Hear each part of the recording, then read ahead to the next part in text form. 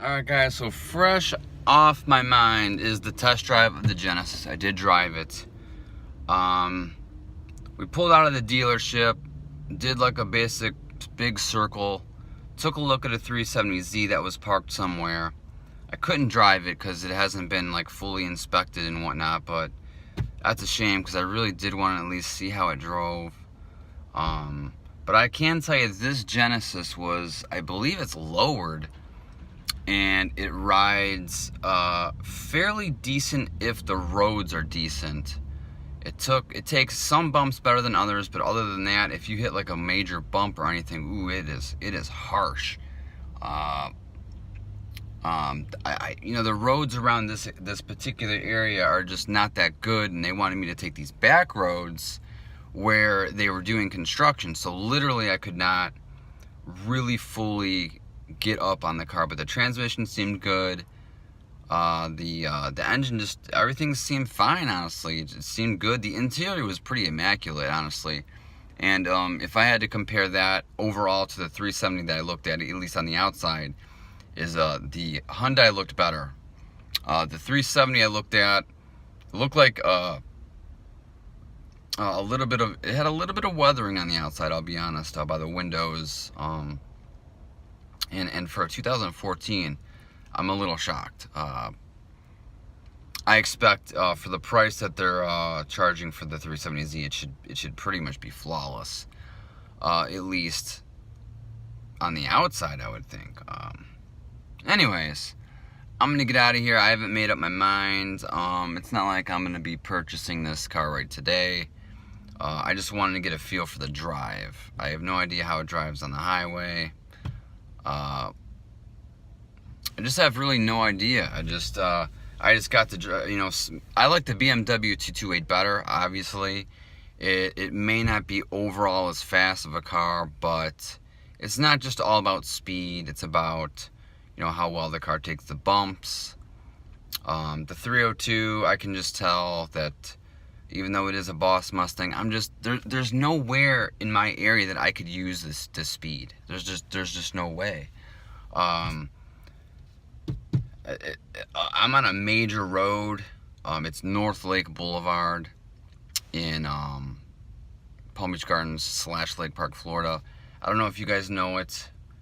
North Lake Boulevard's packed. It's stop and go most of the time. Nowhere to use 400 plus horsepower. Just you get on it for a second and then you gotta brake. That's basically like where I live. I'd have to go far away to even enjoy the car. It's ridiculous. So, like the Genesis would be sacrificing more power, but it'll be quick enough. I wasn't fully impressed, but I like the way you look over the hood. You can see the road fine. It had decent tires in the back. Had some Firehawks actually, which I know they grip very well, and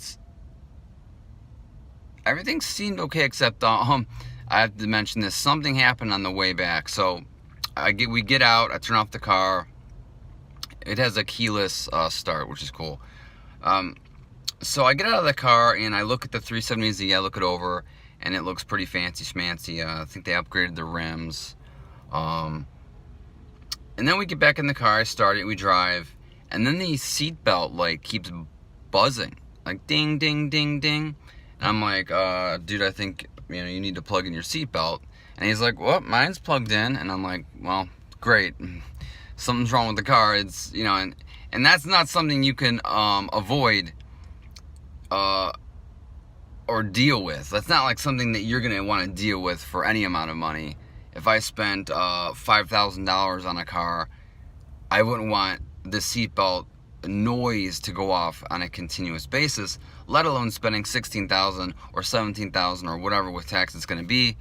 Like with my trade-in, I just wouldn't want to deal with it. But around here the roads are pretty rough, so it's not the most comfortable car, and it